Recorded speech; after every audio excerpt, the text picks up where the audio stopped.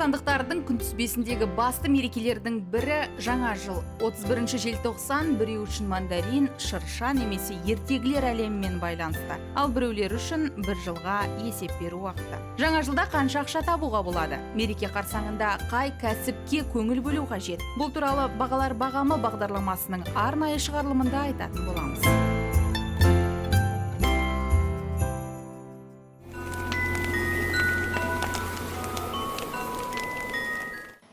Желтоқсан тек қазақстандықтар үшін ғана емес, сонымен қатар әлем халқының жарқын бөлігі үшін жылдың ең қымбат тұратын айлары болып саналады. Жаңа жылдық толқулар көп уақытты, күш пен әрине қаржыны талап етеді. Шынында да мереке қарсаңында ең болмағанда жаңа жылдық сый құрметтер туралы ойлау керек. Туыстарыңыз бен достарыңызға сыйлықтар туралы қамқорлық жасау керек. Бірақ ең бастысы өзіңізге мерекелік көңіл күй қалыптастыру және оған лайықты жылды өткізу сіздің еркіңізде.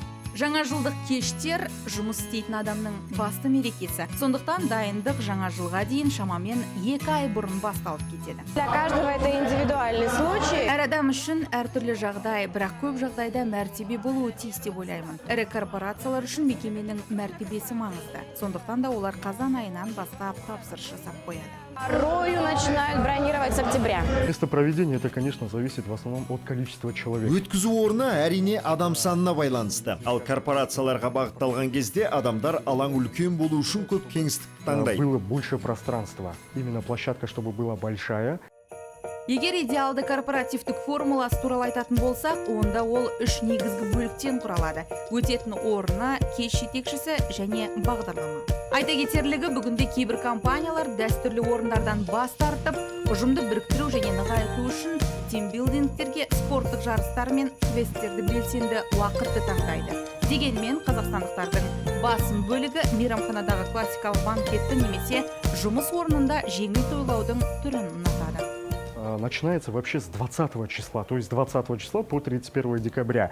Но Желтоқсан аралығында басталады. Бірақ қоғамдық тамақтану саласындағы адамдар жұмыс істейді. Сондықтан корпоративтік кештер 13-нен басталады. проводите с 20 по 31, потому что они сами в работе. Им самим нужно работать, поэтому корпоративы начинаются с 13 декабря.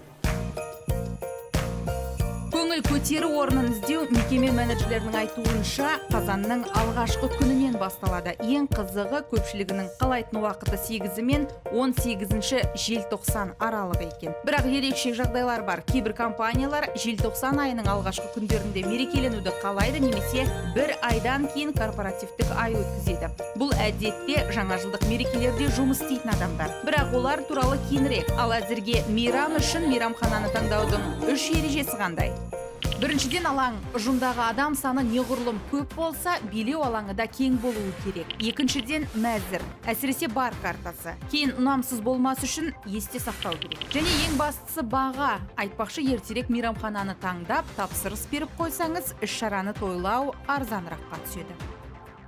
Средний корпоратив, не будем брать высоко. Аудандағы орташа корпоративтік кеш 10 000 теңге. Егер 150 адам есебімен жақсы мейрамханаға лайфбендтерге бару болса. 1000 тенге можно уместить и посещение хорошего ресторана, естественно, блюда. Можно добавить лайфбенды. Қазақстандағы корпоративтік кештің орташа құны бір адамға 10 000-нан 50 000-ға дейін өзгереді. Бұл сомаға мейрамхананың ас үйі мен сусындардан басқа ойын-сауық бағдарламасы мен жүргізуші кіреді. Оның міндеті сіздің көңіл күйіңізді көтеру. Айтпақшы, жүргізушімен алдын ала келісу қажет. Іс-шараға бір апта бұрын жақсы тамаданы табу мүмкін емес, өйткені шоумендердің кестесі барынша тығыз. Учитывая популярность новогодних корпоративов, корпоративті кештердің соңғы кездері жылда ерекше сипатта тойлануына байланысты қарашадан бастап тапсырыс қабылданады. Қараша айының басында. Әзірге кейбіреулер демалады, басқалары жұмыс істейді. Жаңа жылдық мерекелер әрқашан марафон, желтоқсан айының 10-шы күнінде басталып, тек 3 мен 4-ші қаңтарда аяқталады. Демалыссыз 2 апта, әртүрлі жерлерде күніне кемінде 2 іс-шара, 2 костюм, 2 жұбаяқ киім және 200 рет, мәселен, көздеріңізді жарқыраттыңыз. Мереке қарсаңында жүргізуші мырзалар осы ырғақта өмір сүреді. Бірақ бұл сол режиммен жұмыс жасауға тұрарлық кәсіби жүргізушілер мен әртістер үшін демалыс алдындағы күндер ең ақшалы болып саналады. Рынок на самом деле большой, сейчас очень много ведущих, если откроете любой. Үлкен базар 40 мыңнан миллионға дейін. Я бы даже скажу, что ведущие начинаются от где-то даже можно найти от 40 тысяч до буквально миллиона. Начинается расценка от 100 тысяч тенге. 100 мың теңгеден басталады. Орналасқан жермен шоу бағдарламасына байланысты. Проведение вообще самой шоу-программы. Мереке күндері орташа есеппен жақсы жүргізуші 500 000 теңге табуы мүмкін.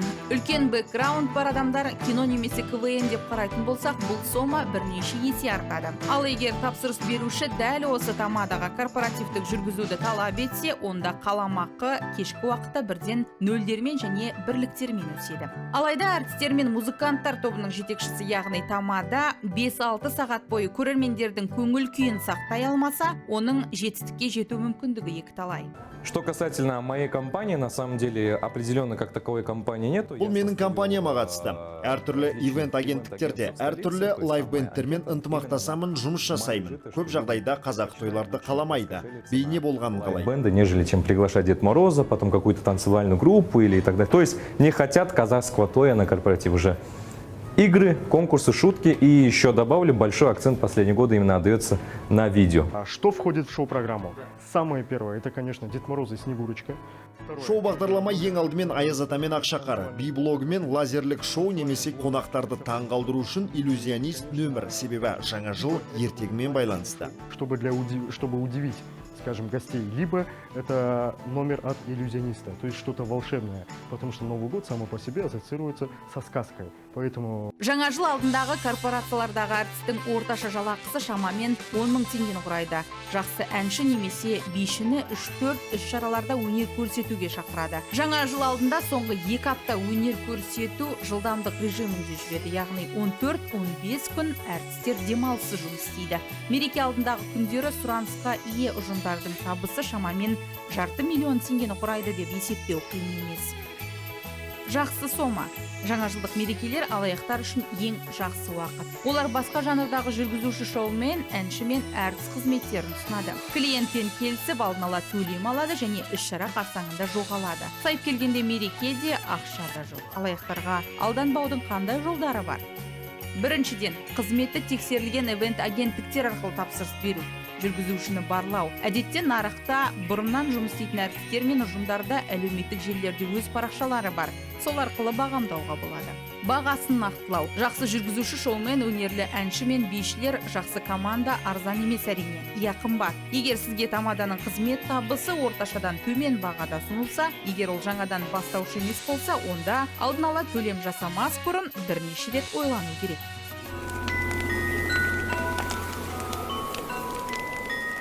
Жаңа жыл ғажайыптар кезеңі. Ал осы ғажайыптарға көңіл бөлу үшін кем дегенде мерекелік көңіл күй жасау қажет. Егер балалық шақта көңіл күй мектеп шыршасы жасалса, қазір келе жатқан мерекені жаңа жыл корпоративінде жалпы қаланың кез келген мекемесінде сезінуге болады.